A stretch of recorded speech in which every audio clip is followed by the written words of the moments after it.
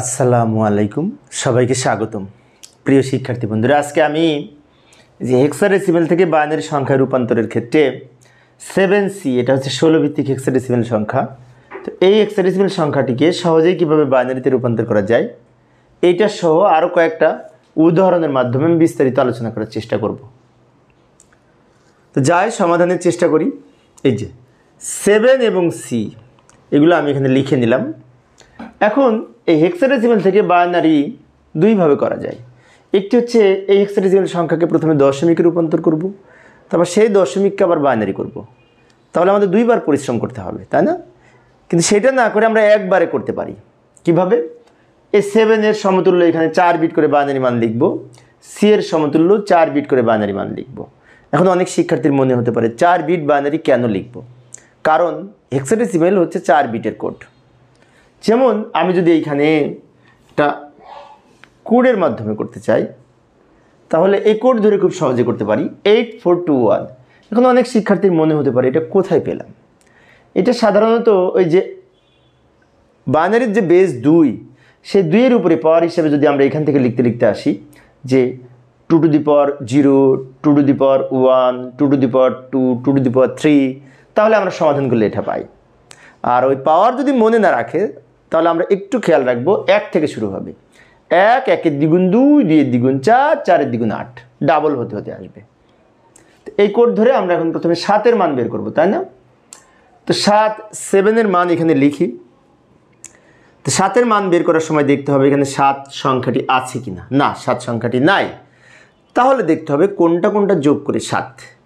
এখন এই যে শেষের দুইটা যোগ করে 7, তাহলে 8 তো যোগ করার দরকার নেই। 8-এর মান 0 হলেও কিন্তু এই 3টা যোগ করে 7 হচ্ছে, সেজন্য 8 যেখানে আছে সেখানে 0, আর বাকি 3টা যোগ করে যেহেতু 7, যেগুলো যোগ করে এই মানটা হবে তার নিচে সবাই 1 লিখব, যেগুলো 1 ওইগুলো যোগ হবে। তো এটা যোগ করে আমরা এই 7 হবে, সেজন্য 0, 3টা 1, 7-এর 4 বিট বাইনারি মান 7-এর নিচে লিখব। এবার C এর মান কত হবে? এখন C এর দশমিক মান হচ্ছে 12। C সংখ্যাটি এখানে নাই, C হচ্ছে এক্সট্রা ভ্যালু, C এর দশমিক মান হচ্ছে 12। তাহলে আমরা দেখব এখানে কোনটা কোনটা যোগ করে 12 হচ্ছে। এই যে 8 আর 4 যোগ করে 12। তো 8 যেখানে আছে সেখানে 1, 4 যেখানে আছে সেখানে 1, শেষের দুইটা 0। এটা হচ্ছে এই 12-র 4 বিট বাইনারি মান। কীভাবে হলো আমি আরেকবার বলছি, লক্ষ্য করি। C এর মান 12, প্রথম দুইটা যোগ করে 12, 4 আর 8, সেজন্য প্রথম দুইটা 1, আর যে দুইটা যোগ করার দরকার নেই তার মান 0 হলেও আমাদের যোগফল 12 হচ্ছে, সেজন্য এই দুইটার 0। এবার আমরা কি করব? এই মানটা এখানে লিখব। এখন একসাথে লিখলে তো উত্তর পাবো, এইটা এবং এইটা। ব্র্যাকেট দিয়ে ভিত্তি হিসেবে আমরা 2 লিখব, কারণ আমরা জানি যে বাইনারি সংখ্যার বেজ হচ্ছে 2। তো ফাইনালি উত্তর লেখার সময় এই যে বাম দিকের এই 0 বাদ দিয়ে লিখলেও কিন্তু হয়। ভালো করে লক্ষ্য করি, এই যে বামের 0-এর কোনো মূল্য নাই।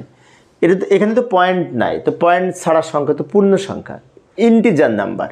তো পূর্ণ সংখ্যার এই বামের 0-এর কোনো দাম নাই, সেজন্য এইটুকু লিখলেও হবে।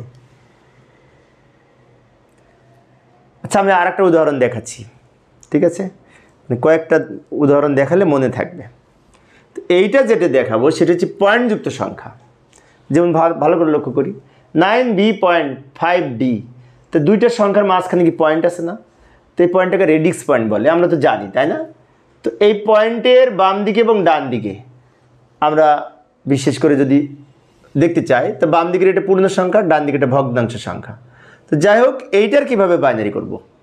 তো লক্ষ্য করি 9b পয়েন্ট যেখানে ছিল সেখানে রেখে দিলাম, 5d যেভাবে ছিল সেভাবে রেখে দিলাম। এবার এইগুলোর সমকক্ষ ওই পূর্বের মতো 4 বিট করে বাইনারি মান লিখব। তো আমরা আবার সেই কোডের হেল্প নিতে পারি। মনে আছে কোডটার নাম কি? হ্যাঁ, মনে আছে হয়তো অনেকেরই, 8421। এই যে 8421 একটু মনে রাখবো। এই কোড ধরে করব। ওই কোড ধরে যদি 9-এর মান বের করতে চাই, এই যে 9 লিখলাম। তো 9 সংখ্যাটি কিন্তু এখানে নাই, না থাকলে সমস্যা নেই, দেখতে হবে কোনটা কোনটা যোগ করে 9 হবে। যেমন এই 8 আর এই 1 যোগ করে 9। তো 8 আর 1 যোগ করে যেহেতু 9, 8 যেখানে আছে সেখানে 1, আর এই 1 যেখানে আছে সেখানে 1, বাকি দুটো শূন্য। 8 আর 1 যোগ করে যেহেতু 9, তো 8 যেখানে আছে সেখানে 1, 1 যেখানে আছে সেখানে 1, মাঝখানে দুটো যোগ করার দরকার নেই, ওই দুটো শূন্য। এবার বি এর মান কত হবে এটা এখানে লিখে দিলাম। বি এর মান কত হবে? এখন বি সংখ্যাটি এখানে নাই। বি এর দশমিক মান হচ্ছে 11। তো এখানে কোনটা কোনটা যোগ করে 11 হয় সেটা দেখতে হবে। এই যে 8 আর 2 আর এই 1, এই তিনটা যোগ করে 11 হচ্ছে।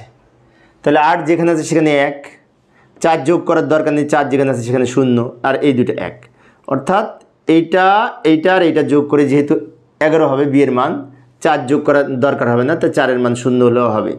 10, 11 এটা হচ্ছে বি এর মান। এই মানটা আমরা এখানে লিখে দিব। এবার পয়েন্ট যেখানে ছিল সেখানে রাখবো। 5 এর মান কত হবে, তাই না? পয়েন্ট যেখানে ছিল সেখানে রেখে দিলাম। 5 তো এখানে নাই, তো কোনটা কোনটা যোগ করে 5?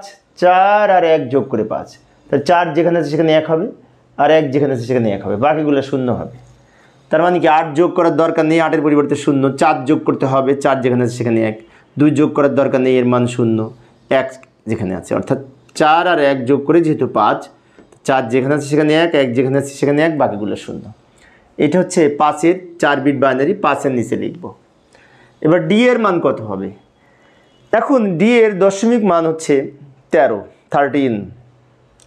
তাহলে দেখব কোনটা কোনটা যোগ করে 13 হচ্ছে। 8 আর 4 12, আর এই 1 এ 13, 2 যোগ করার দরকার নেই।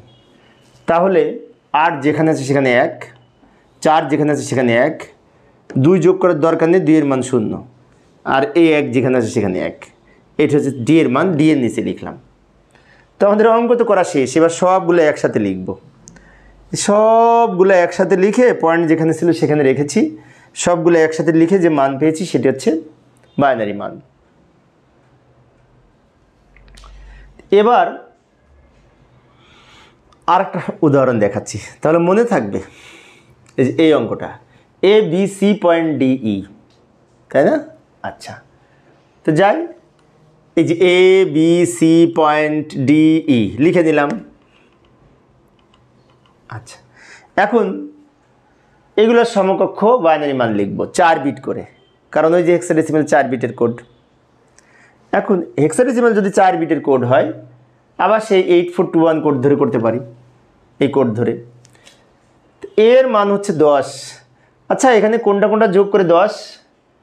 8 আর 2, তার মানে কি 8 যেখানে আছে সেখানে 1, 2 যেখানে আছে সেখানে 1, তাহলে হবে 1 0 1 0, তাই না? এই যে 10। বি এর মানে 11, এখানে কোনটা কোনটা যোগ করে 11? 8, 2 আর 1, 4 যোগ করার দরকার নেই, 4 যেখানে আছে সেখানে 0, তাহলে 1 0 1 1। এটা হচ্ছে বি এর মান, কিছুক্ষণ আগে আমি যেভাবে দেখেছি ওইভাবে। সি এর মান 12, প্রথম দুইটা যোগ করে 12, তো প্রথম দুইটা 1, শেষের দুইটা 0, 1100। পয়েন্ট যেখানে ছিল সেখানে রাখলাম। ডি এর মান 13, তো কোনটা কোনটা যোগ করে 13? 8 4 আর এই 1 যোগ করে 13, 2 যোগ করার দরকার নেই, 2 এর কাছে 0 হবে, তাহলে হবে 1 1 0 1, এইটা 1 1 0 1।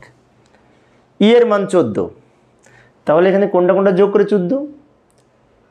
8 4 2 যোগ করে 14, প্রথম তিনটা, তো প্রথম তিনটা 1 আর শেষেরটা 0, প্রথম তিনটা 1 শেষেরটা 0। আমাদের অঙ্ক তো শেষ।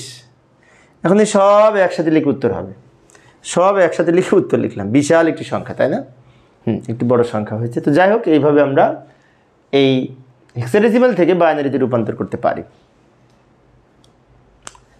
তো প্রিয় শিক্ষার্থী বন্ধুরা, এই ছিল আমার আজকের আলোচনার বিষয়। তো আমি আজকের আলোচনার পরিপ্রেক্ষিতে তোমাদের একটু বাড়ির কাজ দিচ্ছি। উত্তর কত হবে কমেন্টসে জানানোর চেষ্টা করবে। এই যে এইটা BC.3D হেক্সাডেসিমাল সংখ্যা, BC.3D এটা হেক্সাডেসিমাল সংখ্যা 16 ভিত্তিক। এটার বাইনারি কত হবে? ঠিক আমি যেভাবে আলোচনা করেছি এইভাবে তোমরা পারবে। তো উত্তর কত হবে কমেন্টসে জানালে আমি খুশি হব, কারণ অনেক কষ্ট করে তোমাদের জন্য ক্লাস নেই।